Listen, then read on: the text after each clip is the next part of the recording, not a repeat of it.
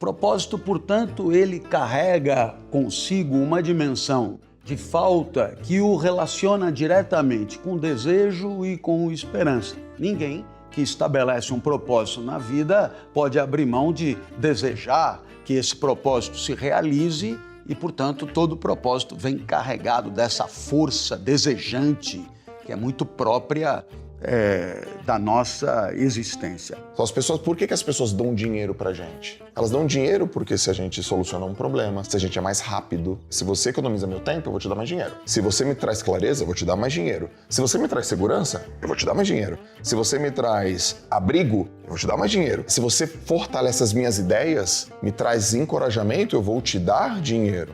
Então, a primeira coisa é qual o problema que você resolve. Tenha muito claro isso. O que eu tenho de patrimônio? O que eu tenho de construído, de legado? Tá, tenho casa, tenho isso, tenho patrimônio, tenho isso, tenho um avião.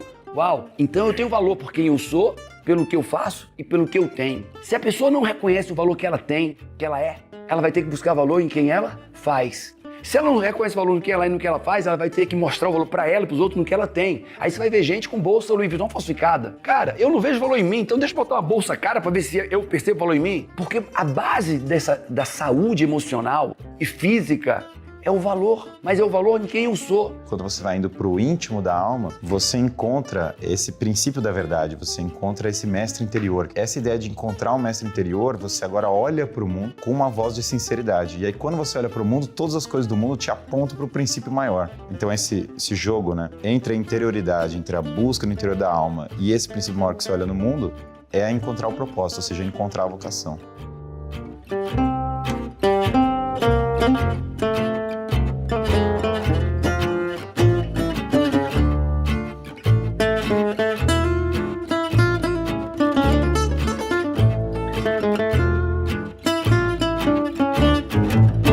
Nós estamos na terceira temporada do Conselho. Você é muito bem-vindo aqui para poder aprender sobre muitas coisas sobre a sua empresa, sobre negócios e hoje, em especial, sobre a vida. Essa mesa está uma mesa de peso. Nós temos aqui a missão de falarmos sobre filosofia e negócios. E a turma que está presente aqui, eu sou fã de carteirinha. É gente que realiza grandes coisas, mas que nesse momento generosamente aceitaram virem aqui no Conselho para contribuírem com você. Aqui na minha esquerda eu tenho o Guilherme Freire, ele é professor e mestre em filosofia, foi diretor e sócio em startups, é sócio fundador do Em Busca da Verdade. Estou curioso, depois dessa nossa conversa a gente vai saber sobre isso, hein, Guilherme? Em Busca da Verdade e da comunidade Filosofia do Zero. E já foi palestrante convidado em lugares como ONU e no ITA. Tudo bem, Guilherme? Tudo bom? Uma alegria estar aqui com vocês. Muito prazer.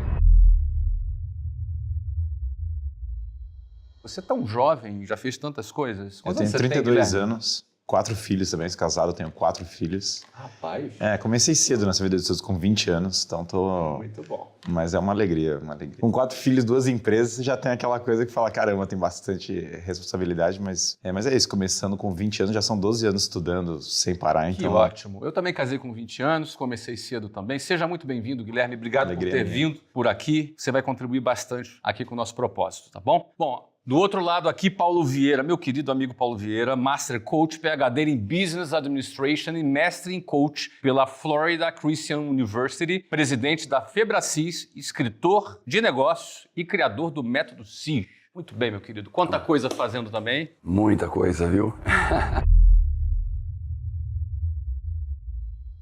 Obrigado. Finalmente a gente aqui Muito conversando propósito. num podcast. Muito prazer em recebê-lo aqui. Você vai poder contribuir bastante com a gente, Paulo. Uma honra estar com você, amigo. Muito obrigado. A gente vai agora aqui do ladinho com o professor Clóvis de Barros Filho. Mas eu sou tão fã desse cara, gente, vocês não têm ideia. E hoje eu recebo aqui como um convidado em nosso podcast. Ele é professor, doutor pela USP, mais de 30 anos de experiência acadêmica, autor de mais de 35 obras. E há mais de 15 anos ele é palestrante e consultor de grandes empresas. Professor Clóvis, uma satisfação recebê-lo. Prazer é todo meu.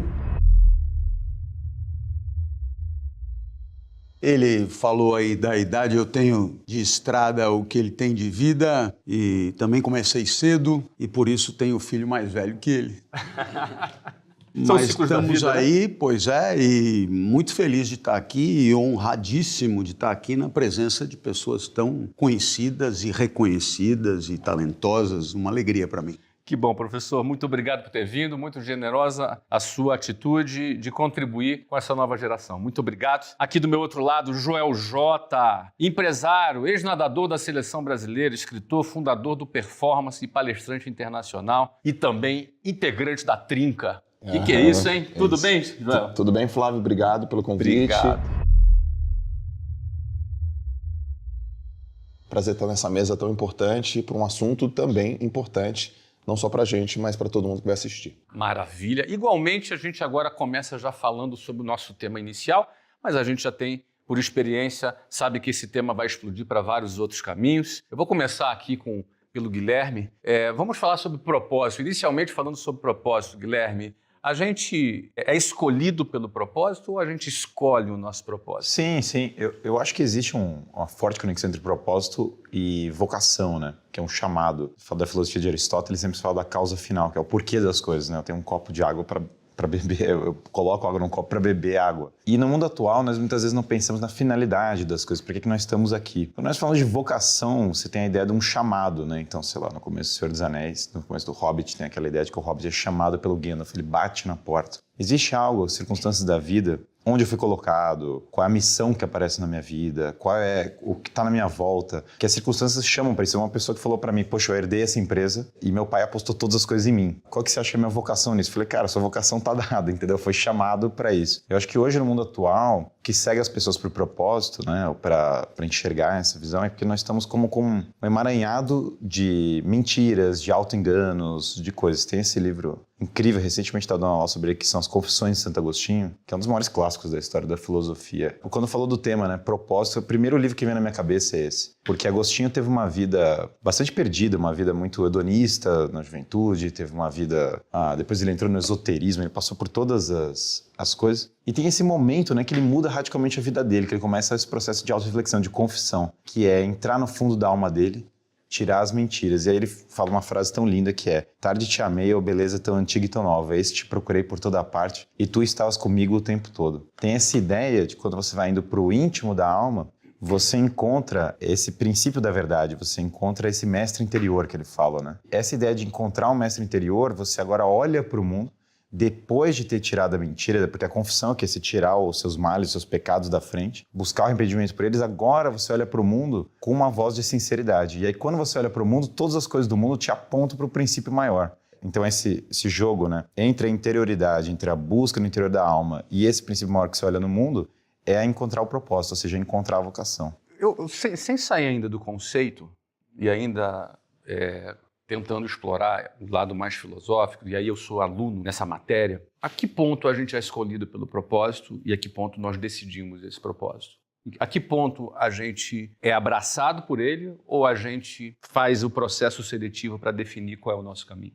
Eu penso que quando nós falamos de propósito, antes de mais nada, estamos nos referindo a algo que pretendemos que aconteça. Portanto, algo que ainda falta. O propósito alcançado é um ex-propósito. O propósito, portanto, ele carrega consigo uma dimensão de falta que o relaciona diretamente com desejo e com esperança, que são dois afetos importantes e muito correlatos à ideia de propósito. Ninguém que estabelece um propósito na vida pode abrir mão de desejar que esse propósito se realize e, portanto, todo propósito vem carregado dessa força desejante que é muito própria da nossa existência. O propósito, ele costuma dar um norte para a vida e, portanto, ele diminui a angústia existencial fundamental, que é de ter infinitas alternativas existenciais e ter que escolher uma. Já percebeu que a vida é uma e, por isso, ela exclui, naquele instante, todas as outras, que são, por definição, infinitas. O fato de nós estarmos aqui implica não estarmos alhures, e alhures aqui, com o infinito, com o universo tão grande, esse alhures não tem fim. E é claro que sempre haverá uma sensação esquisita de que a escolha não foi a melhor, de que não estaríamos vivendo essas tristezas da vida que escolhemos se tivéssemos escolhido outros caminhos, e naturalmente não estaríamos mesmo, estaríamos vivendo outras tristezas, mas essas não. Nunca experimentamos na carne as tristezas das vidas preteridas. Então, há sempre uma grande dificuldade existencial de assumir as rédeas da própria vida em meio à complexidade incrível que é essa tomada de posição, né? E por isso tendemos mesmo a tentar diminuir a angústia que esse cenário nos impõe, diminuindo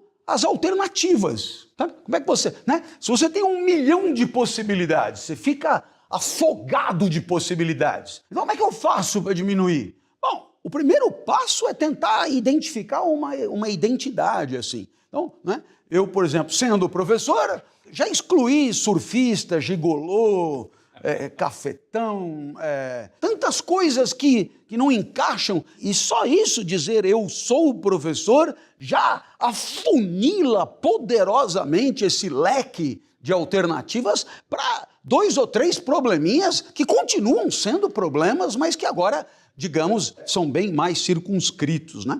E um outro fator norteador e redutor dessa dificuldade, né, dessa angústia, é o propósito. Você define, olha, eu quero chegar lá, e isso faz com que a vida se torne um caminho. Ela nem sempre precisa ser entendida como um caminho, né? Mas é claro que se você define, eu quero chegar lá, é claro que do ponto A ao ponto B haverá alternativas de caminhos e você terá que identificar o melhor em função de valores que são os teus. E aí a vida se torna um caminho, e esse caminho ele é simplificador e, portanto, redutor da angústia. Se eu quero chegar lá, é claro que um caminho que me leva para lá é um caminho inadequado, né? Eu vou limitar as minhas escolhas àquilo que me permitirá chegar da maneira mais eficiente possível no propósito. Então, tanto a identidade pessoal, que é uma ilusão, uma convenção, eu não sou professor, eu não sou escravo da minha identidade, não é porque sempre fui uma coisa que tenho que ser, a cada segundo eu estou livre para poder seguir outros caminhos, eu não preciso continuar sendo o que eu sempre disse que fui. E também não devo entender o propósito como alguma coisa escravizante, mas como alguma coisa organizadora, alguma coisa que possa permitir que a vida seja menos complexa e, portanto, mais vivível. Porque, ante a complexidade original da vida, talvez nos sintamos muito afogados, muito asfixiados. Então, um propósito, você entenderá, ele é simplificador, é lá que eu quero chegar. E sendo lá, já não é lá, nem acolá, nem nenhum outro propósito que não aquele. A última coisa que eu acho bacana de dizer é que esse propósito, ele é definido em cima daquilo que conta para nós, que é valioso para nós, em cima de valores. Não há definição de propósito por cima, é possível sem identificar o que há de valioso na nossa vida. Então, isso é individual. É muito comum que as pessoas definam seus propósitos em função daquilo que lhes traga prosperidade, que lhes traga riqueza, glória, reconhecimento, e tudo aquilo que costumeiramente, no senso comum, costuma ser vinculado a uma vida bem-sucedida. Mas nada impede que o propósito seja de outra natureza, como, por exemplo, um propósito à moda de Jesus, por exemplo, um propósito de amar, um propósito de entregar, de auxiliar, de tirar um sorriso de quem não teria sorrido, de proporcionar um instante de alegria que só você poderia ter dado causa, e aí o propósito é de outra natureza. Então, os propósitos, eles não são aqueles necessariamente os mais conhecidos, não precisamos viver para acumular recursos, necessariamente, e podemos entender o propósito dentro de uma perspectiva de valores de outra natureza. Eu estou dizendo só das possibilidades e não estou sugerindo aqui nenhuma superioridade de um caminho em relação a outro. Mas acho mesmo que o propósito ele tem uma dimensão simplificadora e isso não é necessariamente ruim, entendendo que, ante a pluralidade de opções existenciais que o mundo nos apresenta, às vezes é preciso mesmo ter critérios de simplificação. Muito bem, muito obrigado. Paulo, você está há muitos anos treinando gente. Eu vou dizer centenas de milhares, não sei se chegou a 1 milhão ainda já de pessoas, talvez tenha chegado a 1 milhão, mais de 1 milhão de pessoas sendo treinadas. Como é que você, com essa experiência empírica desse período, observa a saúde do propósito das pessoas? As pessoas, elas estão mais convictas daquilo que querem ou elas estão mais perdidas? O que você encontrou nessas suas andanças aí? Me conta. O que eu acredito? Eu acredito numa força maior. E essa força maior tem um nome que é Deus. E não é um Deus energia, é um Deus indivíduo, com toda a sabedoria, com toda a vontade, com todo o discernimento. E eu acredito que quando eu vim para a Terra, eu vim com um propósito. O propósito dele. Eu vim por algo muito claro e específico, que eu não sei. Muitas pessoas trazem um propósito, o meu propósito, e não é o propósito de Deus. Então, tudo ok. Mas o que acontece? Então, eu entendo que a gente veio com um propósito divino. Mas quando eu estou aqui na Terra, na minha vida, na minha casa, na minha infância, a minha identidade não é o que eu faço. A minha identidade não é eu sou consultor, eu sou escritor. A minha identidade é quem eu sou. Eu sou o Paulo, eu sou amigo, eu sou leal, eu sou inteligente, eu sou perspicaz, eu sou determinado, eu sou honesto. A minha identidade, a identidade é o que me dá valor. Então o que é que eu acredito? Quando a pessoa descobre, constrói, restaura a sua verdadeira identidade, a sua identidade original como uma impressão digital que está suja e ela mesma não vê, quando eu restauro a minha identidade, o meu propósito vem e me pega e me leva. E eu tenho certeza que aconteceu com todos aqui. Ninguém planejou ser o que era. Tenho certeza. Mas à medida que você foi amadurecendo, que a vida foi te lapidando, que foi tirando a sujeira de cima de você, tirando as escamas que você impedia de você ver a você mesmo, chega uma hora que o propósito vem, te pega e te leva para fazer o que você nasceu para fazer. Mas, Paulo, como é que o propósito vem? Quando eu me curo, quando eu descubro, restauro a minha real identidade. Eu sou amigo, eu sou honesto, eu sou inteligente. Como é que eu vou ver meu propósito se eu não sei que eu sou honesto? Que eu não sei que eu sou amigo, que eu não sei que eu sou leal, que eu não sei que eu sou inteligente, que eu não sei que eu sou perspicaz? Como é que eu vou ver o que eu nasci para ser se nem eu mesmo reconheço? É como se na vida eu tô aqui e aí meu pai, maravilhoso, minha mãe, tô exemplificando, ele vem, menino, você não faz nada direito. Puf, dá uma flechada. E nessa flechada vem uma tinta grossa. Aí daqui a pouco meu pai briga com a minha mãe, e eu me sinto culpado, outra flechada de tinta grossa. E isso vai ocultando a minha identidade. As críticas, a rejeição, a dor. E chega um momento que eu olho no espelho e não sei quem eu sou. Eu sou uma aberraçãozinha, multicor, disforme. Como é que eu vou viver a minha real identidade se nem eu mesmo reconheço? Mas à medida que eu começo a me limpar, que eu começo a tirar toda a acusação, o medo, a crítica, a rejeição, e vou me descobrindo. E nesse momento eu começo a ter um brilho, esse meu brilho de quem eu sou e nasci para ser, conecta com o brilho de Deus. E agora vem Deus e começa a me puxar e dizer, ei, você não nasceu para ser essa pessoa aí, esse marido, você nasceu para ser alguém melhor, você nasceu para fazer diferença, você nasceu para fazer boas obras, você nasceu para ajudar pessoas. E eu quero te dar mais, para você fazer mais. E aí esse meu brilho conectado ao brilho de Deus me pega e me leva. Foi assim que aconteceu comigo, tenho certeza que aconteceu com todos aqui. Você não planejou ser o que você era, eu acredito, para muitos. Tá entendendo? Mas à medida que você amadureceu, se entendeu, se conheceu, o propósito te pega e te leva para o lugar que você...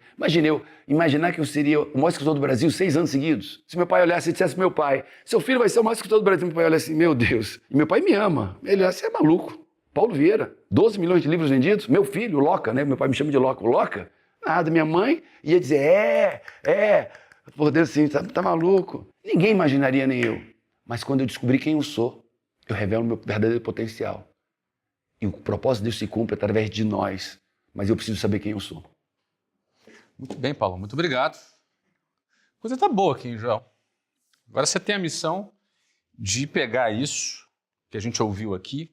Como é que um pequeno empresário entende esses conceitos profundos, alguns até que tocam no íntimo, Sim. e organiza isso para fazer o seu negócio prosperar no meio de tanta contradição, dificuldades e desafios que o mercado apresenta? Esse pequeno empresário fui eu no passado.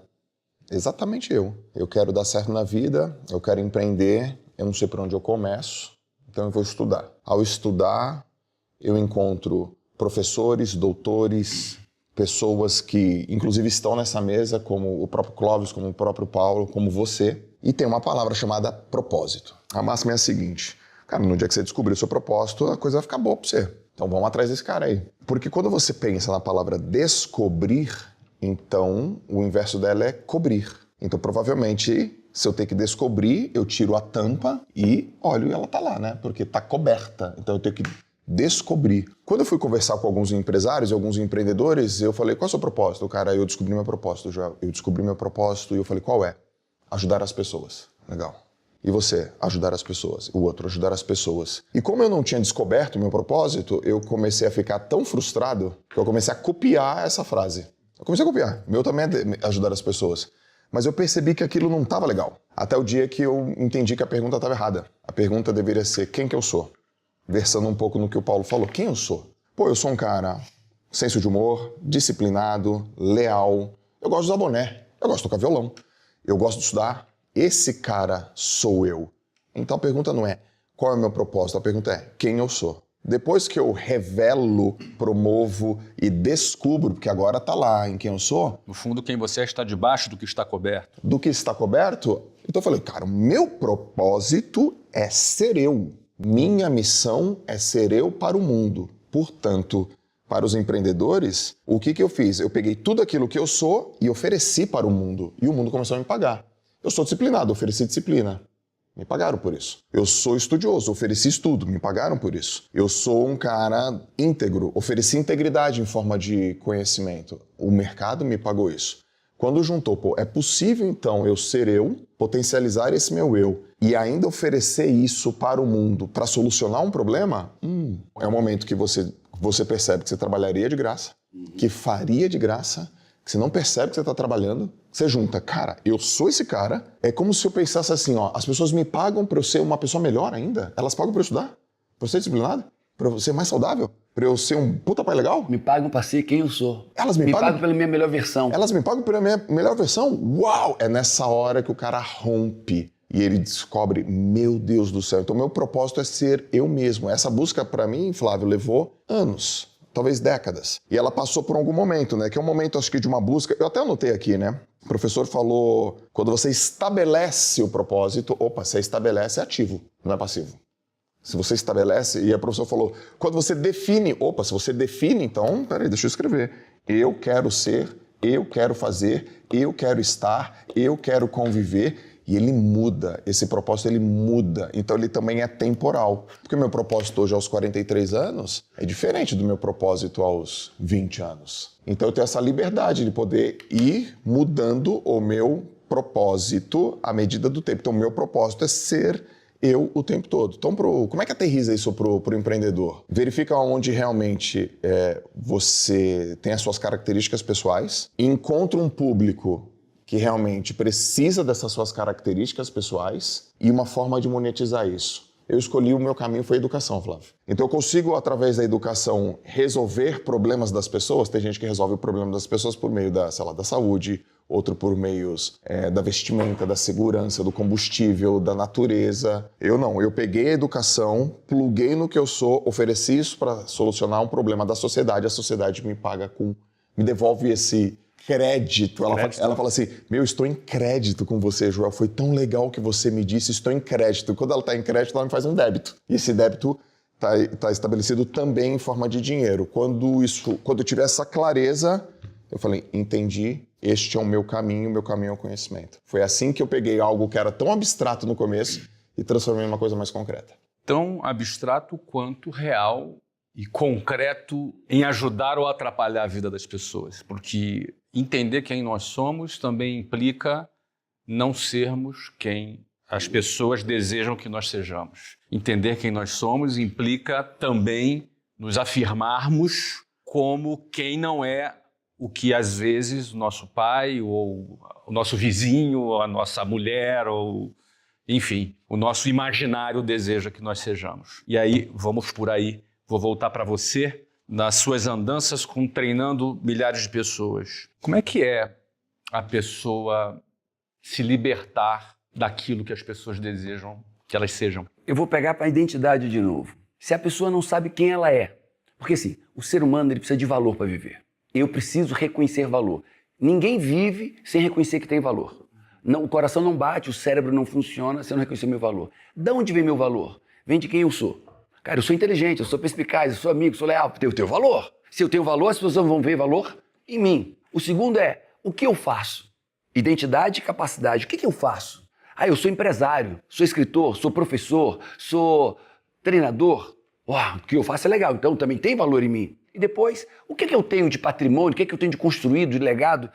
Tenho casa, tenho isso, tenho patrimônio, tenho isso, tenho um avião. Uau, então eu tenho valor por quem eu sou, pelo que eu faço e pelo que eu tenho. Se a pessoa não reconhece o valor que ela tem, que ela é, ela vai ter que buscar valor em quem ela faz. Se ela não reconhece o valor no que ela é e no que ela faz, ela vai ter que mostrar o valor para ela e para os outros no que ela tem. Aí você vai ver gente com bolsa Louis Vuitton falsificada. Cara, eu não vejo valor em mim, então deixa eu botar uma bolsa cara para ver se eu percebo valor em mim. Deixa eu andar num carro que eu não posso pagar para ver se as pessoas percebem valor em mim. Porque a base da saúde emocional e física é o valor, mas é o valor em quem eu sou. Porque quando eu entendo quem eu sou, cara, eu sou amigo, eu sou leal, eu sou honesto, eu sou perspicaz, sou generoso, sou ambicioso, sou dedicado. Cara, eu tenho valor. E se eu tenho valor, as pessoas vão ver esse valor em mim. E se as pessoas veem valor em mim, eu vou ser amado. Só que as pessoas não reconhecem esse valor da identidade. Então elas começam a mentir. Elas começam a roubar. Elas começam a trabalhar alucinadamente, abandonando filhos, porque ela precisa construir um valor nela. Então, já que eu não tenho valor em quem eu sou, deixa eu trabalhar, deixa eu roubar, deixa eu enganar. Porque as pessoas precisam ver valor em mim, eu também preciso. E aí vem a distorção, vem um viés de infelicidade. E, de novo, tudo começa na identidade de quem a pessoa é. Deus, como é que Deus se manifesta? Como é que ele se chama? O eu sou. Deus não é o eu, ele fez o mundo, fez a terra, mas quando ele se identifica, ele diz, o grande eu sou. Jesus, o eu sou. A base é a identidade. Porque se eu sou inteligente, eu faço coisas inteligentes. Se eu sou dedicado, eu faço coisas de forma dedicada. A minha construção do meu sucesso, do meu legado, está nessa identidade. Então, a minha empresa, eu vejo muitos consultores, treinamentos, ensinam apenas fundamentos da gestão empresarial, fundamentos da liderança, fundamentos cognitivos. E o cara pega aquele arcabouço, DRE, fluxo de caixa, EBITDA, processos, fluxogramas, aí ele pega aquilo ali, e o que eu faço com isso? Eu não acredito que eu sou capaz, identidade. Eu não acredito que eu sou bom o suficiente. Eu não acredito que eu sou perspicaz a esse ponto. Eu não acredito em mim. Por que ele vai fazer as ferramentas? Me sabendo usar. Não, eu sei fazer isso, mas eu não me sinto capaz. E para cada disfunção de identidade, capacidade e merecimento, tem uma disfunção na própria vida. Então, eu quero ser empresário. Construa seu arcabouço cognitivo, técnico, ferramental, mas construa sua estrutura emocional. Você não vai chegar em lugar nenhum. E se você crescer, e a gente vê muito isso, pessoas crescendo sem essa estrutura emocional, destruindo casamento, destruindo filhos, destruindo a saúde, destruindo a si mesmo, destruindo tudo. Porque ele vai tentar ele vai tentar mostrar seu valor pelo que ele tem. Olha nossos pais. Quantos pais pararam? E aí você imagina uma pirâmide, e a base da pirâmide é a identidade, do valor do indivíduo, a identidade está na base, identidade, capacidade, merecimento. Quantos pais pararam com o filho? Filho, deixa eu falar sobre o seu comportamento, quem você é. Filho, isso foi generoso? Você foi verdadeiro? Você foi amoroso? Não, os pais estão assim, você acordou, estudou, dormiu, fez o trabalho, foi para a faculdade, faz. Nossos filhos são treinados para fazer. Para que eles têm que fazer? Para um dia para ter alguma coisa. Os pais não treinam seus filhos para ser honesto, dedicado, amoroso, gentil, perspicaz. Não, os pais treinam da segundo nível assim, fazer. Porque se você fizer uma boa faculdade, se você fizer um curso de inglês, se você fizer esse curso, esse concurso, você vai ter. Cara, vai ser uma confusão. Não treino quem o filho deve ser. Quando eu vou falar com meus filhos, filho, o que você fez combina com quem você é. Quem você é? Pai, de novo não, pai, eu quero saber quem você é. Não, pai, eu sei quem eu sou. Pai, filho, fala. Pai, eu sou cristão, eu sou honesto, eu sou generoso, eu sou fiel, eu sou. Filho, isso aqui combina com quem você é, o que você fez. Ele cala a boca, me dá um abraço, pede desculpa e fica ali abraçado. Pai, não tem nada a ver. O que eu fiz não tem nada a ver com quem eu sou. E a mesma coisa para a vida, é para a empresa. Quando a gente construir o valor da nossa identidade, a gente vai fazer coisas extraordinárias e, consequentemente, a gente vai ter o que nós nascemos para ter. E o que somos, professor? Eu sabia que ia sobrar para mim um tem que sobrar. Aquela batatinha quente, né? Aquela quentinha. Quem muito é dado, será cobrado. Essa é uma pergunta muito antiga. O que somos, professor? Eu estava ouvindo o Paulo com atenção e me lembrei do Sócrates, né? O nosso patrono, nosso pai fundador.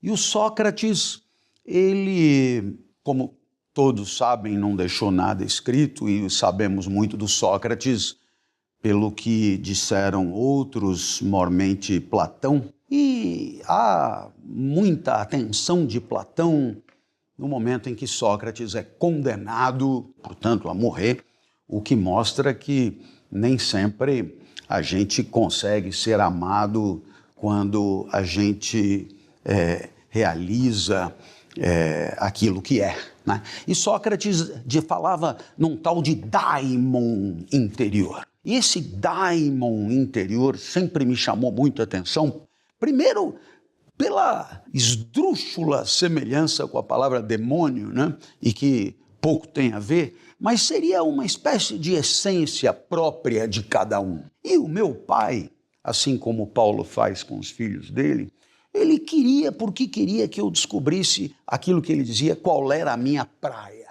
né? Qual é a minha praia? E ele fez uma lista, assim, de coisas onde ele tentava identificar aquilo que a minha natureza poderia manifestar maior aptidão, portanto, facilidade para executar, etc. E na lista dele eu era particularmente ruim em tudo, mas eu era ruim com clareza, né? Não é? Tem gente que se vira, né?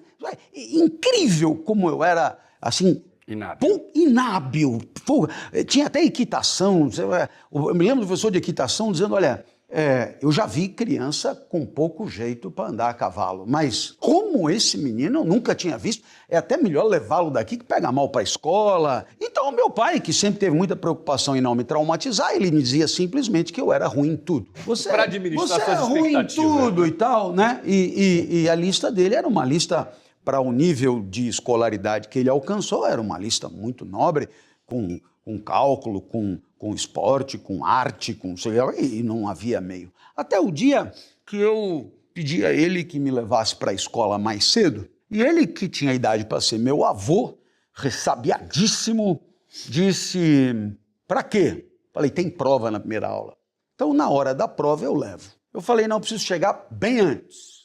Por quê? Porque os colegas estão esperando para eu explicar a matéria. Aí ele olhou para minha mãe e falou, para onde esse país vai? Porque os outros estão dependendo de você para aprender. Como que dizendo, se você é horrível e os outros estão dependendo de você, isso é uma calamidade. Aí ele pegou e falou, eu não estou nem acreditando, eu vou com você ver isso. Só um momento. Isso mostra muito amor desse pai, percebe? O interesse.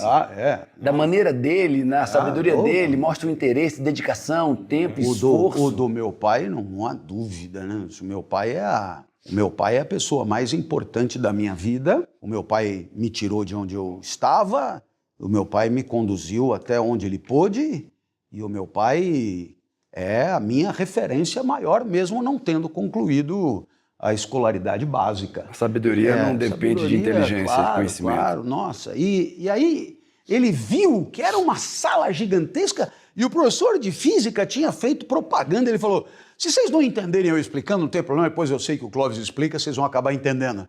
Então tinha lá uma galera esperando para eu explicar a matéria. E meu pai, eu vi que ele foi embora e quando terminou tudo ele foi me buscar e ele falou, escuta, o pessoal gosta do que você explica? Eu falei, isso eu não sei, mas que cada vez tem mais gente, tem. Aí ele virou para mim e falou, pois então já sabemos qual é a sua praia. E a praia do meu pai era o daimon do Sócrates. Você é um explicador. E ele falou, e olha, agarre-se nisso, porque você não tem plano B.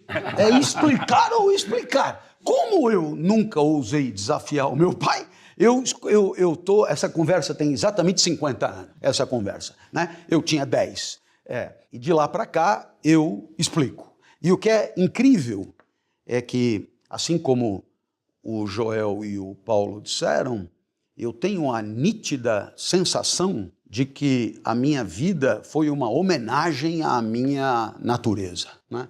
Assim como os gregos entendiam desde o princípio. Ou seja, o que eu fiz ao longo da vida foi atualizar uma potência que a natureza me deu. Ela não deu para jogar bola, não deu para jogar basquete, não deu para jogar... Não, mas para explicar é o que era possível, era o que estava na mão, era o que era incrível. Então, eu fui atrás de atualizar essa potência. Agora, há um ponto aqui que me parece fundamental para a nossa sociedade. Como muita gente vai nos ouvir por conta do prestígio de vocês, eu queria deixar claro. É imprescindível que uma vez senhor da situação, ou seja, conhece-te a ti mesmo, conhecendo-nos a nós mesmos, é o conhece-te a ti mesmo do oráculo de Delfos, é o mesmo de Harvard, né, do autoconhecimento, é o mesmo.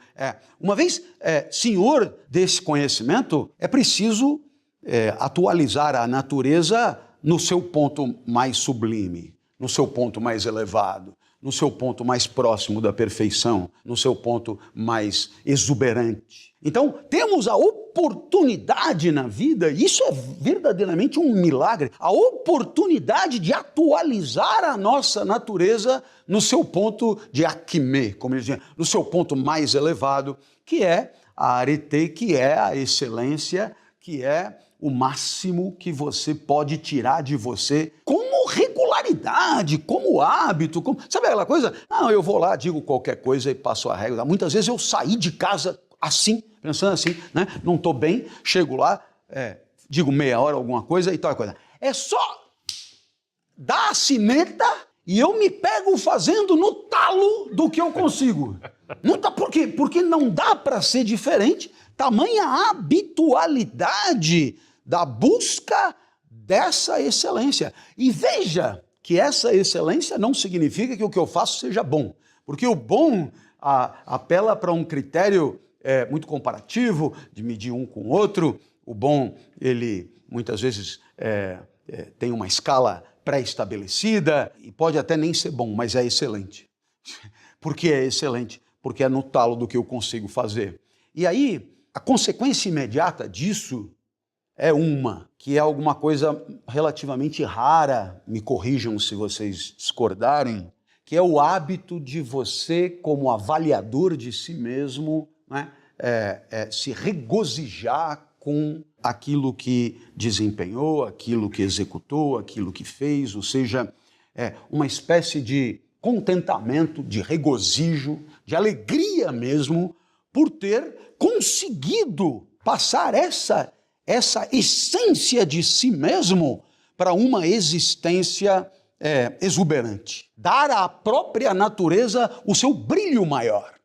E isso é uma possibilidade que contrasta com aquela postura, os franceses diziam avachi, de saco de batata, sabe quando o cara entra segunda-feira para trabalhar, alguma novidade aí e tal, né? Aquela coisa largada, aquela coisa atraída pela gravidade, aquela coisa descolorida. Então, há uma oportunidade que temos de fazer do nosso eu mais íntimo uma existência exuberante a cada segundo. Uau. E isso me parece muito lindo de ser dito e repetido. Agora, qual é a primeira condição?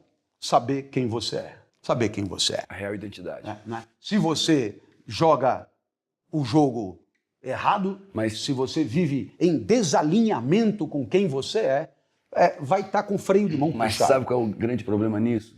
Que eu vejo muito, e vejo todo canto, nos meus trabalhos científicos, né? As pessoas não sabem quem elas são. Porque ela percebe que ela é por um filtro, e de quem o filtro é dela. Então, ela ontem eu vi uma artista dizendo, porque eu sou piranha, muito famosa. Porque eu sou piranha. Eu disse, caraca, que verdade, como ela conseguiu ver isso? Tá entendendo? Porque as pessoas não sabem quem elas são. Então, um pai que não sabe que é grosseiro está machucando o filho. Um empresário que é incompetente das instituições de sua empresa, ele não sabe. Ele não consegue perceber. E aí eu trago a grande desafio da vida, porque eu não percebo o mundo como ele é, eu não percebo a mim como eu sou, e nem percebo pela razão. Eu não percebo o mundo pela razão, pela cognição, eu percebo o mundo pelas minhas emoções. Eu tenho raiva, vou perceber o mundo diferente. Eu tenho amor, vou perceber o mundo. Eu tenho alegria, vou perceber. Então, como eu me percebo e como eu percebo o mundo, né, a minha identidade que eu percebida, não é quem eu sou. Senão não teria tanto pai destruindo seus filhos, não teria tantos homens destruindo seus casamentos, não teria tantos empresários quebrando suas empresas.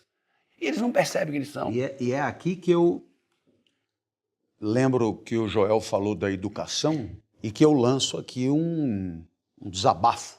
Porque se nós estamos aqui concluindo que a vida será auspiciosa, a vida será boa, se antes de mais nada nós limparmos as impurezas, como disse o Paulo, se nós nos libertarmos dos filtros que enviesam o olhar sobre nós mesmos e que nós saibamos quem somos. Nem todo mundo teve a sorte de ter o pai que eu tive, incansável nessa busca. Então, eu pergunto a você, que tipo de educação estamos oferecendo para os nossos jovens nessas escolas da vida, no sentido de prepará-los para uma existência colorida, auspiciosa, pungente? A gente pode, Clóvis, trazer isso para o mundo empresarial. O mundo empresarial, o cara sabe fazer um EBITDA. A gente vê as faculdades, vai lá, eu sei como é que é EBITDA, eu sei um fluxo de caixa, eu sei uma estruturação, eu sei um modelo completo de gestão, mas sou completamente inábil emocionalmente fazer isso acontecer. Inábil emocionalmente. Eu sou agressivo, eu sou inseguro, sou orgulhoso, sou prepotente, sou procrastinador. As emoções entulhando o caminho do cara cheio de ferramenta para fazer a empresa acontecer, fez os melhores cursos, cognitivamente ele é muito bom, tirou 10 em todas as provas, emocionalmente inábil, não consegue se relacionar, é orgulhoso, não vou fazer isso tanto porque não estão me pagando para isso, é inseguro ou é... Cara, as emoções no mundo empresarial, ninguém disse isso. Mas trago para o mundo da escola, quem de nós aqui teve aula sobre alegria? Quem de nós aqui teve aula sobre ansiedade, sobre teve gratidão. aula sobre gratidão, aula sobre... Percebe como isso... Outro dia A gente está muito distante. eu juro que eu vou me calar. Falando aí das condições para que uma vida possa valer a pena, eu lembrei da que mais imediatamente me ocorreu, que é o prazer. E a primeira coisa que me veio à cabeça dizer é que a escola sabota a reflexão sobre o prazer. Você não teve prazer 1, prazer 2, prazer 3... Né? Então, eu me lembro de ter aprendido que seno quadrado de θ mais cosseno quadrado de θ é igual a 1, e eu nunca mais vou esquecer disso, mas sobre o prazer não tive. Inclusive, tive aula de educação sexual 1 ano, aprendi sobre trompas de falópio, mas o professor...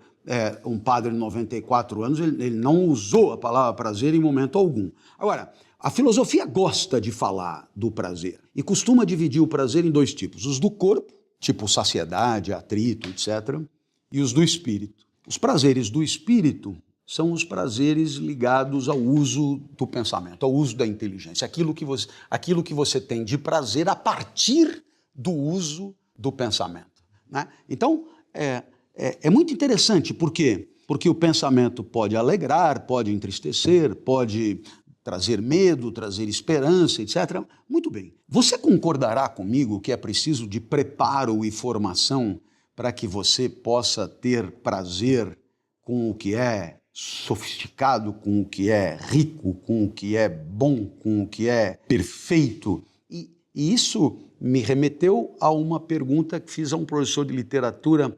Eu pedi a ele um livro. Ele falou, leia Dom Casmurro. E aí eu disse, por que Dom Casmurro? Ele falou, vai cair na prova e no vestibular, você já mata 2 coelhos com uma cajadada só. Poxa, ele perdeu uma oportunidade de ouro de me dizer, sabe o que é? É que a leitura de Dom Casmurro, ela é edificante. A leitura de Dom Casmurro será um momento de vida inesquecível. A leitura de Dom Casmurro... Então, vamos ler junto a primeira página, né? E aí, ele teria dado para aquela atividade um significado que não utilitário. Sai dessa cadeia de instrumentalidade. Isso para isso, isso para isso, isso para isso, isso para isso. Olha só como é que é. Nunca chega. O professor ensinou ele o que ele tinha que fazer para ele ter. Em vez de, como ele disse, em vez de o professor ensinar... Não é a essência. Para ser... Aqui, ó, vai te fazer ser uma pessoa melhor. Porque aí você naturalmente vai fazer. Vamos investigar isso sob a ótica de uma nova geração. E aí eu vou me valer aqui do nosso jovem Guilherme. Guilherme, você, professor, mestre, lida com a nova geração com mais frequência, com muita frequência. Como é que está essa questão da identidade nessa nova geração? Eu não gosto, por exemplo, Guilherme, de algumas afirmações do tipo, não, a nova geração está pior. Essa generalização nunca me agrada, sabe? Porque eu conheço muita gente boa da nova geração e conheço muito velho, chato e frustrado. Então, eu não gosto da generalização. Mas você, do alto da geração que você pertence, Sim. como é que você observa e Sem generalizar e me Sim, falar um sim. pouco sobre essa nova geração. Sim, até estava... No quesito identidade, desculpa. Sim, Guilherme. sim. Eu estava até pensando na questão do propósito, no que eles estavam discutindo. E muito da crise de propósito das gerações novas, como da cultura em geral, para mim vem de 3 coisas que eu anotei aqui. E isso linka muito com a minha geração e com a próxima, né? Porque eu acho que a geração millennial, que é a minha, e a geração Z, tem desafios muito específicos. Então vamos lá, a nossa cultura, ela tem 3 itens que estão muito em alta. Relativismo, hedonismo, e aqui em especial hedonismo do mais crasso, o professor Clóvis estava falando de prazeres intelectuais, não é esse tipo de hedonismo que está rolando, e materialismo. Essas 3 coisas são base talvez da corrupção de valores atuais. O que é isso? Por relativismo, as pessoas tomam a verdade como cada um tem a sua verdade, cada um tem o seu bem, cada um tem o seu negócio. O efeito disso imediato é, bom, se cada um tem a sua verdade, por que eu preciso descobrir a verdade? É uma indiferença completa. O Joel tem a verdade dele, eu tenho a minha, maravilha. A gente não está preocupado em descobrir, vamos encontrar agora quais são os valores que podem, em conjunto, eu e o Joel, chegarmos num bem maior. Não, cada um está preocupado no seu. Então, há uma atomização que ela já vem imediatamente desse relativismo. Como as pessoas procuram o prazer de maneira muito imediata, o efeito disso é que você está toda hora infeliz. Porque o prazer imediato, ele traz uma tristeza do dia seguinte, como falava São Tomás de Aquino. Você encontra um negócio que nunca te satisfaz, é sempre algo muito imediato. E o materialismo, ele nivela tudo por baixo porque ele tem um limite óbvio, que é o limite da matéria. Se tudo é material, se você nunca tem uma dimensão espiritual, se você nunca tem uma dimensão transcendente para as coisas, você vai esbarrar exatamente nas limitações da matéria. Você tem um corpo que vai definhar, todo mundo vai morrer. Aliás, eu dava uma aula de filosofia que eu começava sempre assim, eu falava, gente, spoiler, todos aqui vão morrer. Então, se a gente for para discutir se Deus existe, se tem alma, se tem, a gente vai partir dessa primeira ponto de partida, porque se a pessoa esquece isso, não adianta. E mesmo do ponto de vista do empresário, se ele pensa que puramente, agora eu obtive muitos bens na vida, então a minha vida está resolvida. É impossível, a coisa que é mais fácil lidar com o empresário bem-sucedido, que o cara está com vazio existencial. O cara chega, ele fala bem-sucedido, mas se você não deixa um legado, se você não tem um propósito maior, a coisa se esvai muito rápido. Então, o que é isso? Em contraposição a isso, nós temos o quê? Contra o relativismo, a busca da verdade, a sincera busca da verdade, que é o projeto Sócrates, que é o projeto da filosofia. Encontrar uma verdade. Eu posso não ser o detentor da verdade, que os sofistas falavam. Sofista, inclusive, quer dizer isso, o que sabe. Filosofia é amar a sabedoria, é buscar essa verdade. Então, a busca sincera da verdade, sem dúvida, está em falta. Segundo, em contraposição a esse hedonismo crasso, a busca da virtude. O que é virtude? São todos os hábitos que elevam o bem. É a pessoa ter um sentido do bem transcendente, de dever, de coisas que ela pode colocar na vida dela, de hábitos que vão melhorar. Um exemplo, tentando ser breve aqui, mas é o das 4 virtudes cardeais. Temperança, o autocontrole. Porque o que é virtude? É ser senhor das suas paixões, é ser senhor dos seus impulsos imediatos. Então, autocontrole em relação aos prazeres, à comida, ao sexo, é a primeira das virtudes cardeais. Depois, fortaleza, que é aguentar males para poder fazer um bem. Uma virtude anexa da fortaleza, por exemplo, a paciência. Um vício oposto seria ou temeridade ou pusilanimidade, ou seja, ou ir com força demais para as coisas, ou em contraposição ser fraco nas situações, e há muita fraqueza, sem dúvida. Nas gerações mais novas, na minha já é muito assim, qualquer desafio a pessoa já pula fora. Há uma desconexão entre virtude e sacrifício. A ideia de que eu preciso me sacrificar para obter as coisas. Depois da fortaleza, nós temos a justiça, que hoje ela é muito associada à ideia de igualitarismo. As pessoas pensam que justiça é pura igualdade. Mas repare, tem uma obsessão nas empresas, na cultura em geral, por diversidade e igualdade. E eu sempre brinco para as pessoas, falo, bom, primeiro você está com um problema aqui, porque se todo mundo fosse 100% igual, todo mundo é o mesmo, todo mundo está exatamente no mesmo negócio. E se todo mundo fosse 100% diverso, a gente não tem nada em comum, também não tem o que eu estou falando. Então, você está falando de polos opostos e tentando conciliar eles. Fala, Guilherme, então se não é por igualdade e diversidade, é o quê? Bom, valores comuns, valores que engrandecem mutuamente as pessoas, um sentido comum. Então, na noção de justiça, você tem uma noção muito clara de hierarquia, de distribuir os bens de acordo com o seu peso, com aquilo que efetivamente as coisas valem, colocar um senso de prioridade na vida. E, por fim, prudência, que alguns filósofos chamam até de sabedoria, é você tomar a decisão na hora certa, no momento certo. Quando você se afasta desse caminho das virtudes, quando você está preso nesse relativismo, nesse hedonismo, você está na parede da caverna. Você está olhando as aparências. O mundo das aparências. O que é o oposto do mundo das aparências? É o que Platão fala do processo de conversão.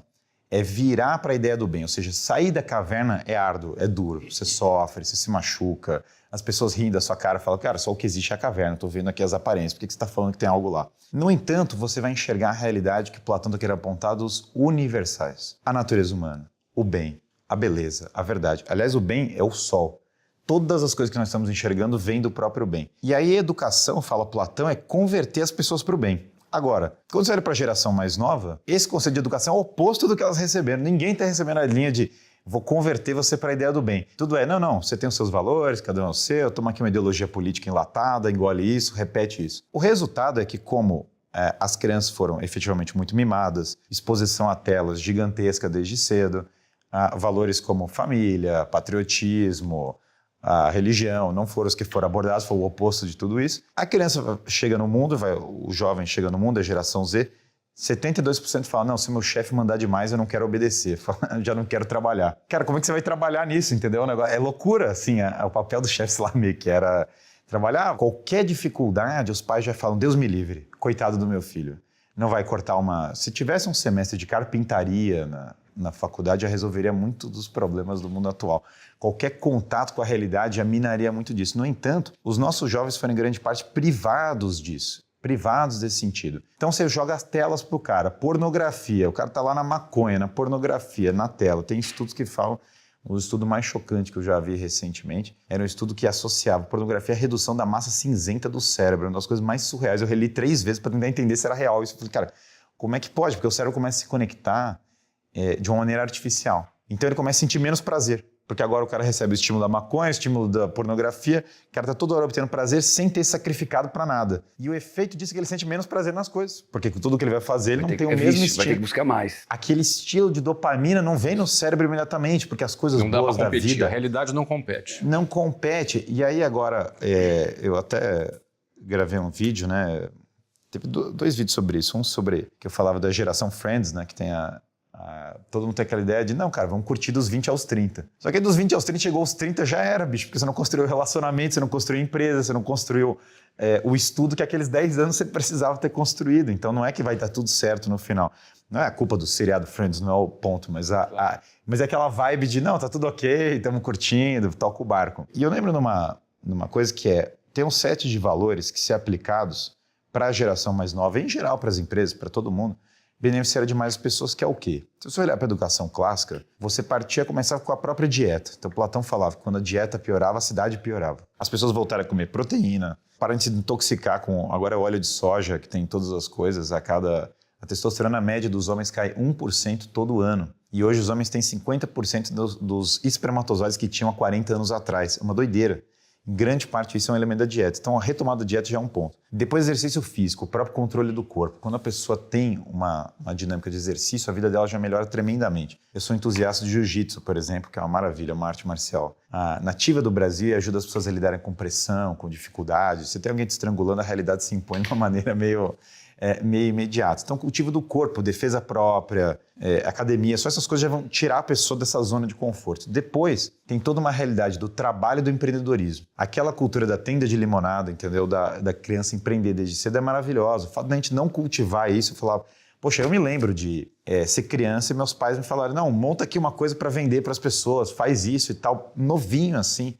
Meu avô tinha uma fábrica de tecido na China e ele me levava no Brás, aqui é um bairro, para quem não conhece, é um bairro raiz, assim, para usar um termo aqui em São Paulo, mas o negócio é tecido.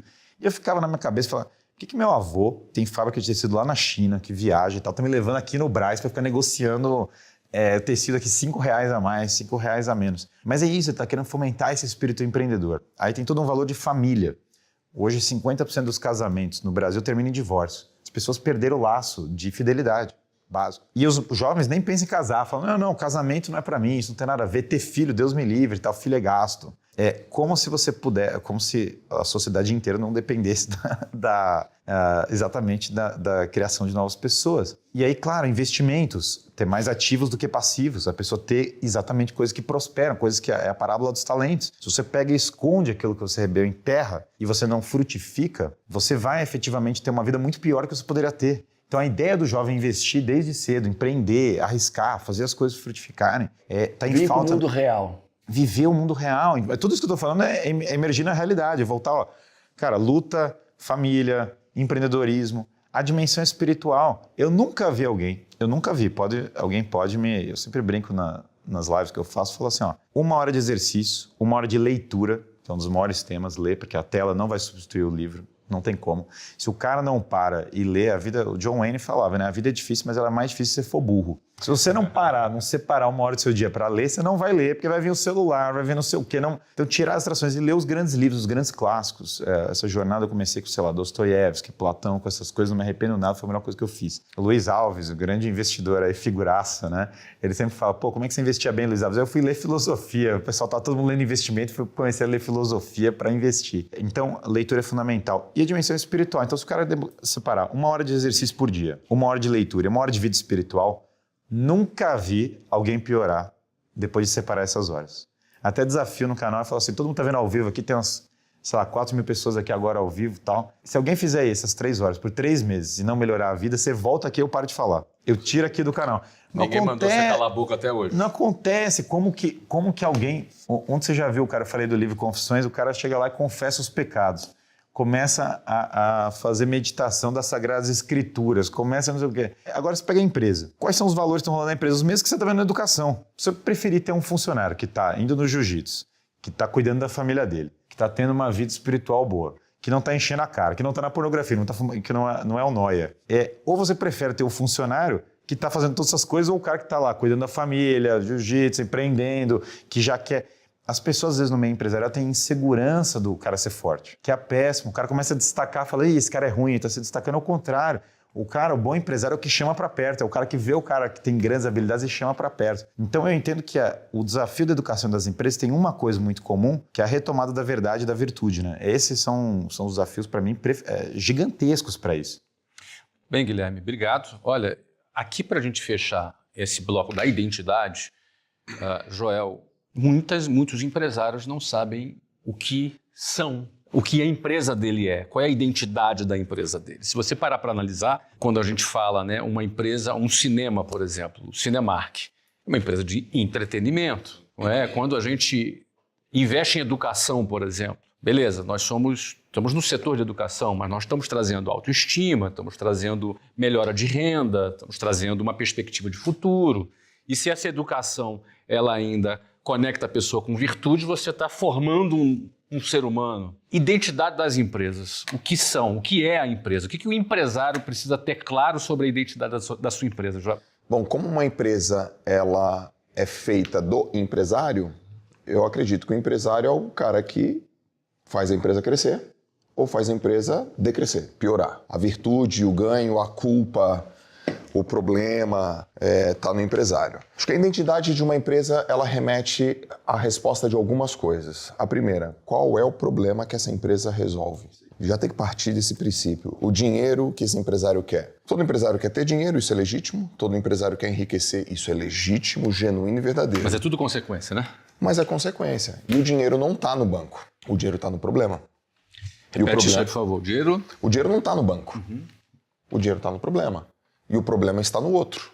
Então, todo empresário que parte de uma premissa de solucionar um problema, ele tem uma identidade. Eu sou um solucionador de problema. E os problemas não precisam ser mirabolantes, Flávio. O cara não precisa fazer uma super, mega, ultra inovação com inteligência artificial, com realidade aumentada, porque tem que fazer um não sei o quê. Não precisa. Se o cara vai lá e solucionar um problema, ele vai crescer como empresário. E tem mais, se esse problema for grande e antigo, nos últimos 2.000 anos, provavelmente ele vai ser grande e vai durar mais uns 2.000 anos. Porque se ele está o tempo todo aqui, o mundo passou por tanta transformação, o problema tanta tá ali. revolução, e ele continua, então, cara, você vai conseguir crescer. Então, por que as pessoas dão dinheiro pra gente? Elas dão dinheiro porque se a gente soluciona um problema, se a gente resolve, se a gente é mais rápido. Se você economiza meu tempo, eu vou te dar mais dinheiro. Se você me traz clareza, eu vou te dar mais dinheiro. Se você me traz segurança, eu vou te dar mais dinheiro. Se você me traz abrigo, eu vou te dar mais dinheiro. Se você fortalece as minhas ideias, me traz encorajamento, eu vou te dar dinheiro. Então, a primeira coisa é qual o problema que você resolve. Tenha muito claro isso. Então, saia do egossistema e vá para o ecossistema. É uma coisa pro todo. Qual que é o problema que a gente resolve aqui? É um ecossistema, não um ego. O que é que eu posso ser muito bom para resolver? Qual é o problema que eu sou muito bom em resolver? Muito bom. Para você resolver esse problema, você vai ter que voltar na identidade. Pô, eu sou bom em resolver o quê? Porque o empresário ele tem que solucionar um problema, então ele tem que partir do princípio que ele sabe solucionar aquele problema. E esse problema aqui para ele é tão fácil, para o mercado, para a indústria, é difícil pra caramba. Tem gente que é prático, meu. E é fácil ser prático. Tem gente que é complexo. Então, um cara que é complexo quer ser prático. Me ensina a ser prático. Tem um cara que não consegue organizar as ideias, ele não consegue concatenar as ideias. Tem outro cara que fala assim, não, isso aqui é 1, 2, 3, 4, 5. Nossa, cara, como é que você faz pra ser tão simples, tão prático, tão frugal? Ué, mas isso não é óbvio? Não, não é óbvio. É óbvio pra mim. Então deixa eu trazer essa obviedade pro mercado de trabalho. Eu sugiro que a pessoa olhe as pistas. Tem pista, meu. Tem pista. Então, o pai do professor Clóvis identificou a pista. Ele perseguiu a pista. Deixa eu só abrir um parênteses, você continua aqui. Você cobrava para as aulas? Ou era de graça? Naquela época? Naquela época, como na verdade, eu tinha um sentimento muito bacana, porque a escola, ela me deu uma bolsa, né? Eu estudava de bolsa. E quando eu... Estava devolvendo. Nossa, eu me sentia muito feliz, porque eu não me sentia onerando tanto e, de alguma forma, dentro do meu limite, eu estava devolvendo para a escola, ajudando os colegas a entender aquilo de uma maneira mais simples. Então, era um toma lá da cá muito, muito legal que acontecia ali na escola. Então, eu, obviamente... Se sentia remunerado. Não cobrava, não. Mas, via de regra, eu recebia pacote de bolacha, uns negócios bons. Ficou popular também, né? Ficou. Nossa, era muito bacana, porque era incrível como havia gratidão, sabe? Muito bacana. Eu tive colegas muito, muito especiais. Eu aprendi muito com eles. Algumas pessoas maravilhosas, assim, do ponto de vista espiritual mesmo. Gente muito boa. E eu acho que devo muito até daquilo que eu me tornei às pessoas com quem eu convivi, que eu tive a sorte de conviver, e entre elas estão os meus colegas de escola e os meus colegas de faculdade. Muito bem. Conclui, Joel. Bom, se o cara chega e ele parte do princípio que o dinheiro está no problema, se ele compra essa, Flávio, tem que comprar, né? Porque tem cara que não compra.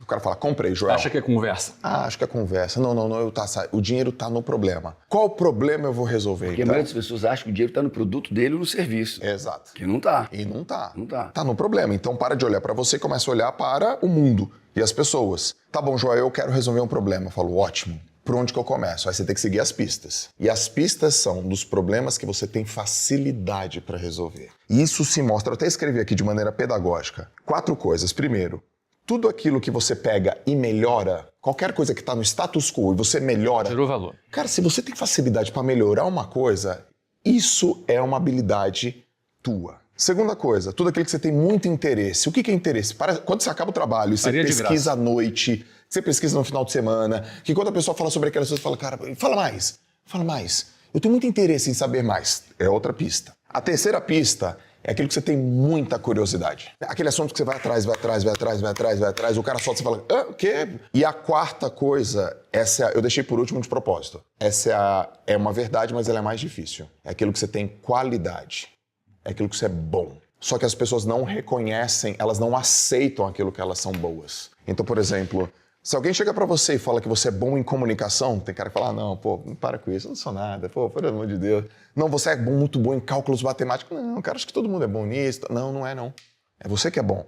Eu tô te falando isso porque eu fui esse menino. Eu fui dando um monte de palestra e eu sempre falava, eu fui muito mal na escola, eu era muito péssimo na escola, eu tirava nota mal na escola, eu gosto de mostrar meu boletim.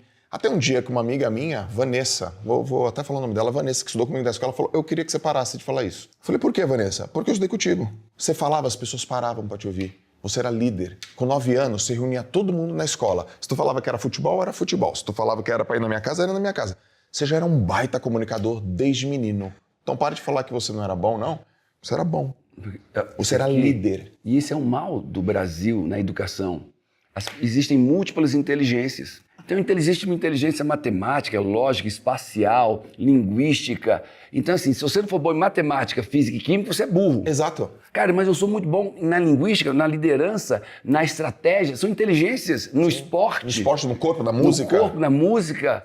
E isso não, se você não é bom em matemática, existe uma taxa, no meu tempo pelo menos, é assim, você é burro. E aí taxava, te botava numa turma, eu estudei em ótimos colégios no Rio de Janeiro, aí eu sempre estudei na pior turma.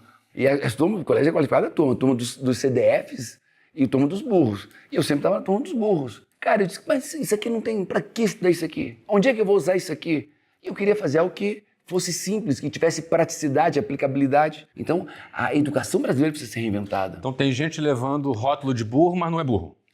Não, vou dizer, ele não é inteligente naquilo. Mas não dá pra eu não preciso ser e inteligente rotular. em tudo. Eu posso ser inteligente nos esportes, eu posso ser inteligente na música, eu posso ser inteligente na estratégia, eu posso ser inteligente na liderança, na perspicácia. São multiformes E qual é o inteligências. impacto disso na autoestima dessa criança? Cara, pra mim foi devastador. Porque eu sempre estudei em colégios difíceis, não gostava de estudar aquilo. Agora, quando pegava uma coisa que eu gostava, aí pegava história. Putz, eu mergulhava. Geografia, eu mergulhava. E aqui eu me fazia mais bom em geografia e história não quer dizer nada. Tinha que ser bom em matemática, física e química. E aí tá lá. Aqui cresci por muito tempo, e eu digo na fase adulta, acreditando que eu não era bom, acreditando que eu não era capaz. Até que a minha identidade me pegou, me botou fazendo coisas que eu nunca imaginei, escrevendo que eu nunca imaginei, treinando, estudando, eu estou no pós-doutorado. Eu disse, caraca, onde é que eu sou bom mesmo? Exato. Gente, a gente vai precisar terminar esse programa. Olha, a gente já passou de longe do nosso tempo e com muito prazer, mas vai precisar terminar. O que é uma atrocidade terminar uma conversa como essa, mas a gente está limitado e a gente já extrapolou um pouco e a gente tem uma obrigação moral de arrumar um jeito dessa conversa continuar. Mas por hora a gente vai ter que encerrar, porque a gente vai encerrar esse episódio e a gente encerra sempre com uma mensagem final e a gente sempre gosta muito desse bloco, com a mensagem final de cada convidado nosso para você empresário, microempresário que está começando, que teve uma aula de vida aqui durante esse episódio. Espero que você tenha curtido muito e o bom disso é que você pode voltar, assistir várias vezes, pegar aquele trecho que você não compreendeu e se aprofundar um pouquinho mais. Então eu quero começar aqui com você, Paulo, olhando ali para a tua câmera, aquela câmera,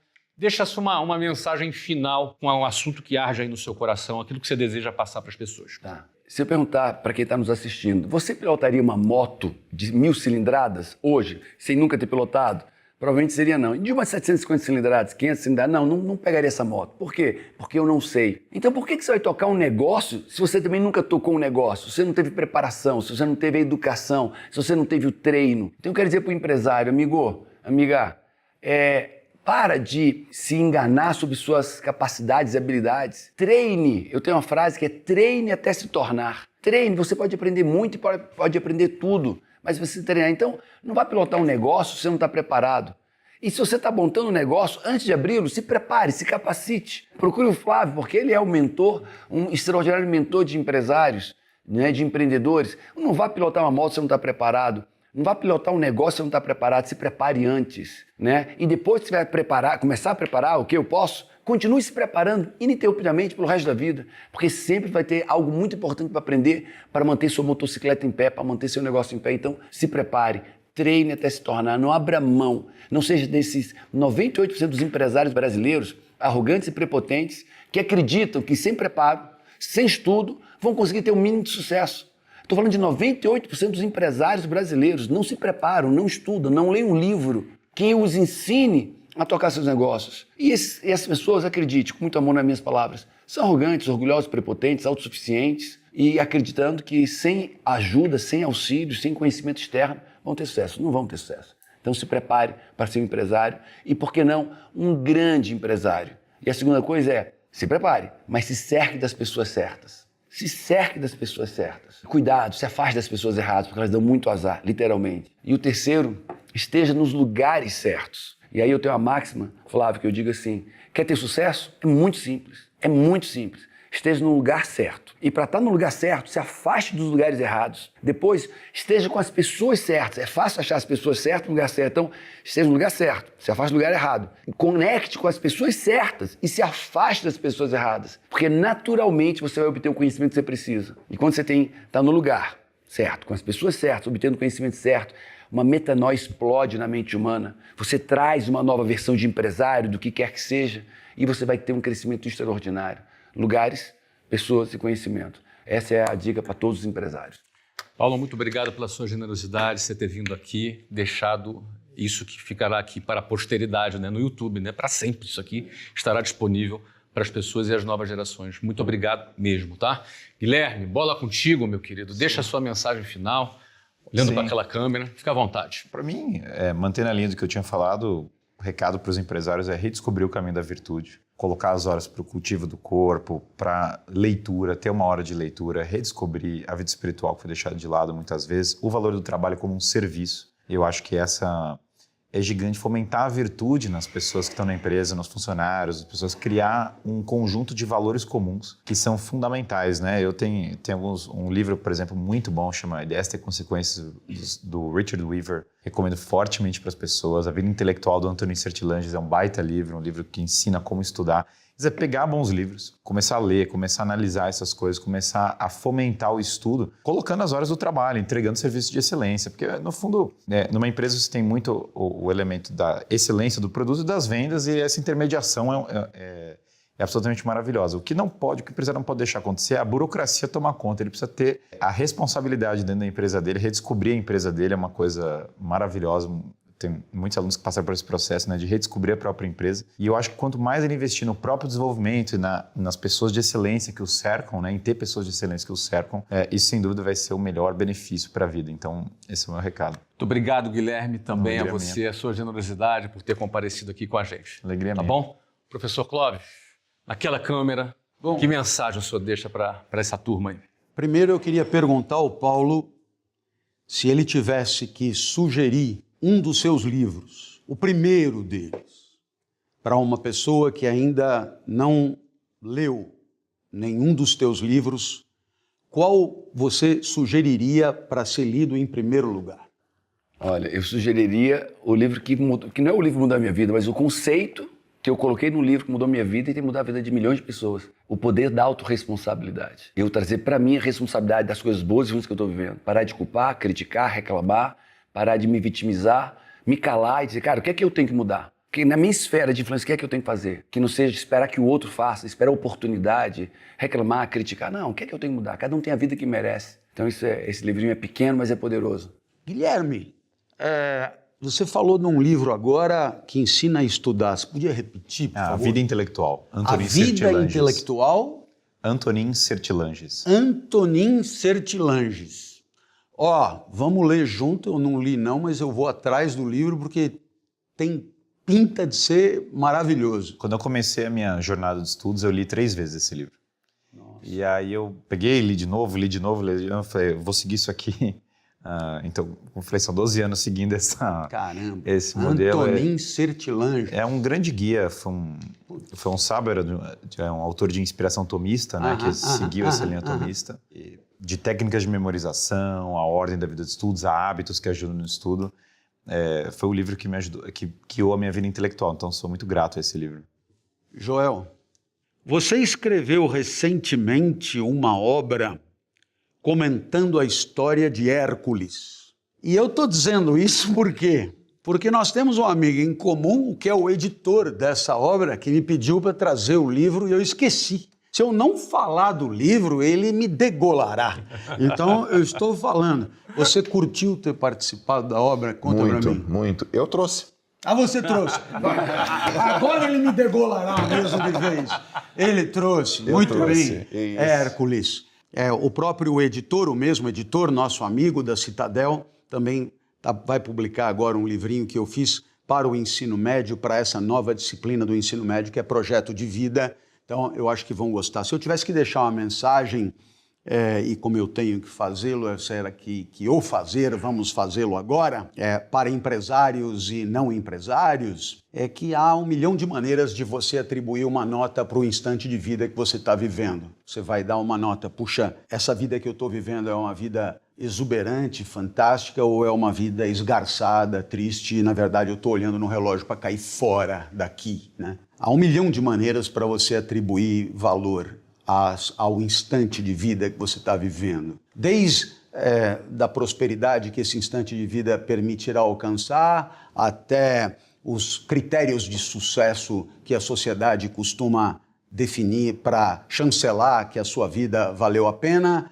até forças transcendentes como a vontade de Deus, aquilo que Deus espera de você. Mas eu queria apresentar um modo de atribuição de valor à vida definido pela própria vida, né?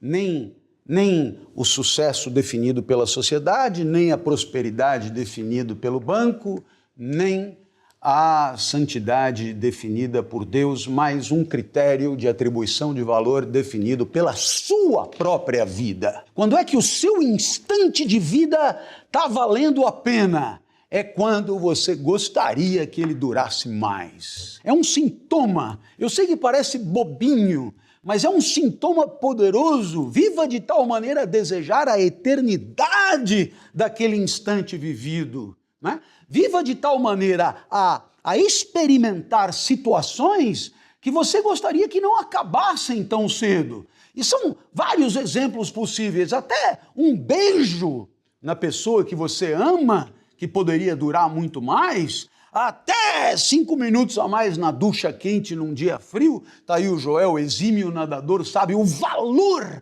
da ducha quente nos treinos no inverno.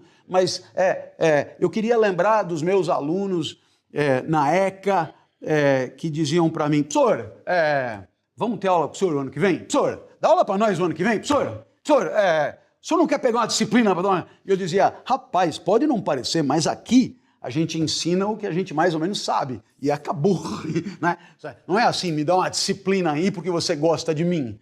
Então, eu sempre identifiquei aquilo um sintoma de vida bem vivida, um sintoma de vida que você apeteceria fosse eterno, que você gostaria que durasse mais, como aquela pessoa que vai acompanhando do lado de fora do trem e o outro dentro do trem para esticar até o fim da plataforma aquele encontro. Isso pode acontecer lendo o Dom Casmurro, né? Isso pode acontecer nos ouvindo, um vídeo do YouTube, mas pode acontecer em função das características da tua vida. Por isso, é você que controla isso. É você que define o que você gostaria que fosse eterno. E não abra mão. Se te apetecer ler, leia. Se te apetecer nadar, nade. Se te apetecer cantar, cante. E não se deixe subjugar pelo olhar desdenhoso de quem não vive a vida que você quer viver. Lute por um instante de vida que você gostaria que fosse duradouro. Essa é a minha mensagem. Maravilha, professor. Maravilha, maravilha. Muito obrigado pela sua presença. Eu particularmente agradeço porque gosto muito do seu trabalho. Obrigado. Participe das aulas gratuitas que fazem parte de nosso MBA de Vendas, Marketing e Geração de Valor. Além de serem gratuitas as aulas, você também tem acesso a um certificado de sua participação. Para participar é muito simples, basta clicar no link abaixo.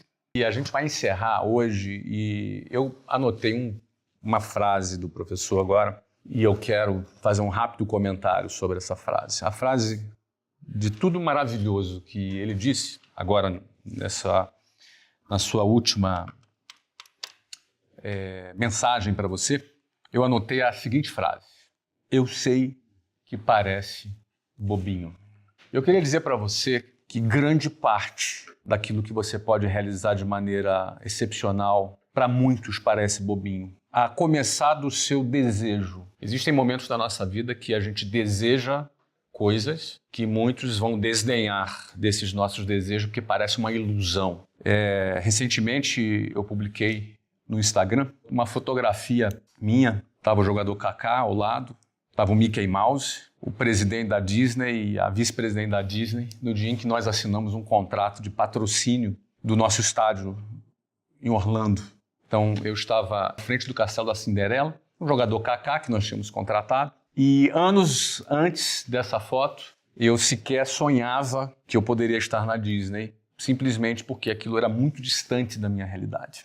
Era muito longe, não é que eu queria, mas me conformei que jamais estaria ali. Eu me convenci que não queria algo que era tão distante que era melhor para mim me convencer que eu nem queria aquilo. Ou seja, era algo absolutamente inalcançável. Desejar alguma coisa na sua vida pode parecer alguma coisa bobinha e você tem que se atrever a ser bobinho, sabe? Você tem que se atrever a ter a coragem de sonhar e desejar alguma coisa, independentemente das críticas que virão para você. Aqui nessa mesa tem homens vitoriosos que conquistaram muitas coisas, tem homens que tiveram grandes conquistas e por conta dessas conquistas têm notoriedade na sociedade. Então eu quero te encorajar a fazer aquilo que parece bobinho, para que você alcance cada vez mais. Nós vamos encerrar esse podcast, nós vamos encerrar esse episódio de uma maneira muito especial. É com a mensagem do Joel J, que vai deixar para você aquilo que está no coração dele. E eu sempre busco deixar o Joel encerrar, porque ele tem uma capacidade de síntese incrível para pegar o complicado e transformar em algo simples. Então, meu querido, quem encerra esse episódio é você. Cara, e a bola está contigo, cara. Eu tava aqui pensando, acho que o Flávio esqueceu da minha, né? Eu tava aqui me cutucando aqui. Eu faço o quê? Eu escrevo aqui pra ele? Eu vou deixar aqui na boa. Ai, caramba. Bom, prazer estar aqui. Eu faço um exercício. Depois que eu fui pai, eu sou pai de 3, eu comecei a fazer um exercício. E que eu quero falar pra você minha mensagem final através desse exercício. O exercício é assim, ó. E se Deus chegasse, batesse na minha porta, falasse assim, Joel, acorda que eu quero falar com você.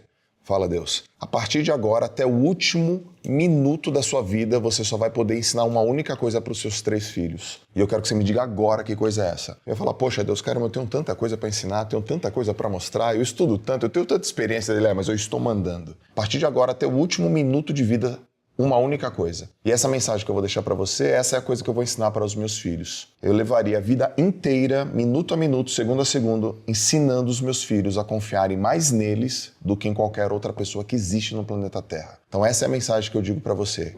Aprenda a confiar em você mais do que qualquer outra pessoa no planeta Terra. Primeiro, porque ninguém vai fazer mais mal para você do que você mesmo, porque é você que faz mal para você, através do que você fala para você e através do que você pensa sobre você. A segunda coisa é que o pior de todos os inimigos, que é você mesmo, ele tem um jeitinho de trabalhar, e o jeito é a dúvida. Se tem uma coisa que ferra a gente, é a dúvida. Será que eu consigo? Será que dá? Será que eu vou? E a única maneira de tirar a dúvida e transformar ela na confiança é você lembrar das coisas que você faz de forma simples, rápida e fluida.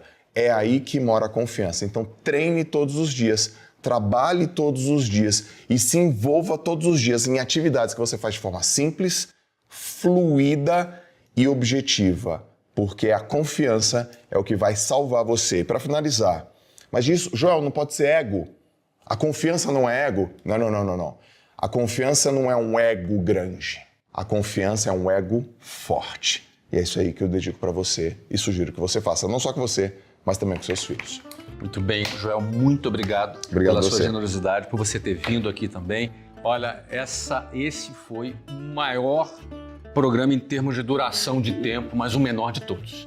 Então eu não sei como conciliar essa contradição, essa percepção. Em termos de tempo foi o mais longo, mas o mais curto de todos. A gente tem que se virar para arrumar algum jeito de continuar essa conversa. Muito obrigado a todos mais uma vez.